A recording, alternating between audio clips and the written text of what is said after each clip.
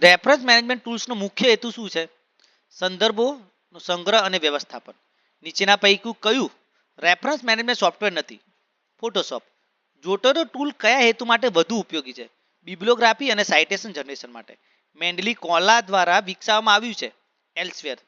Endnote software મુખ્યત્વે કયા ક્ષેત્રના લોકો માટે ઉપયોગી છે? વિજ્ઞાન અને સંશોધન. જેબ્રેફ કયા પ્રકારની ફાઇલ ફોર્મેટ પર આધારિત છે? Dot beep. ગૂગલ સ્કોલરથી સીધી રીતે સાઇટેશન ઇમ્પોર્ટ કરી શકાય છે? કયા ટૂલમાં? જોટેરોમાં. માયબીબ કયા પ્રકારનું સાઇટેશન ટૂલ છે? Free online citation generator. Endnote citation style લાઇબ્રેરીમાં કેટલા સાઇટેશન સ્ટાઇલ ઉપલબ્ધ છે? 6000 કરતાં વધારે. નીચેના પૈકી કયું રેફરન્સ ટૂલ્સ માઇક્રોસોફ્ટ વર્ડ સાથે ડાયરેક્ટ પ્લગઇન આપે છે? ઉપરના બધા એટલે કે જોટેરો, મેન્ડલી અને endnote. Site this for me મુખ્યત્વે શું કરે છે? સાઇટેશન જનરેટ કરે છે. બીબમી ટૂલ શું કરી આપે છે? ઓટોમેટેડ સાઇટેશન અને બિબ્લિયોગ્રાફી બનાવવા માટે મદદરૂપ છે. સ્ક્રીબર મુખ્યત્વે કયા ક્ષેત્રમાં પ્રખ્યાત છે? પ્લેગેરિઝમ ચેકિંગ અને સાઇટેશન માટે.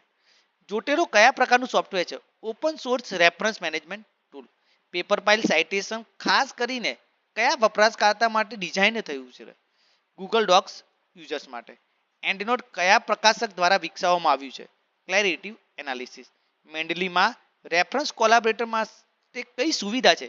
ગ્રુપ શેરિંગ અને પીડીએફ એનોટેશનની. જેબ્રોફ ટૂલ ખાસ કરીને કયા યુઝર્સ માટે ઉપયોગી છે? લાટેક્સ વાપરતા સંશોધક માટે. સાઇટેશન મશીન કઈ સુવિધા આપે છે? Free automatic citation formatting. જોટેરોમાં કયું બ્રાઉઝર પ્લગઇન ઉપલબ્ધ છે? ક્રોમ અને ફાયરફોક્સ કનેક્ટર. એન્ડનોટ વેબનું બીજું નામ શું છે? Endnote online. નીચેના પૈકી કયું ફ્રી અને ઓપન સોર્સ રેફરન્સ મેનેજર છે? જોટેરો.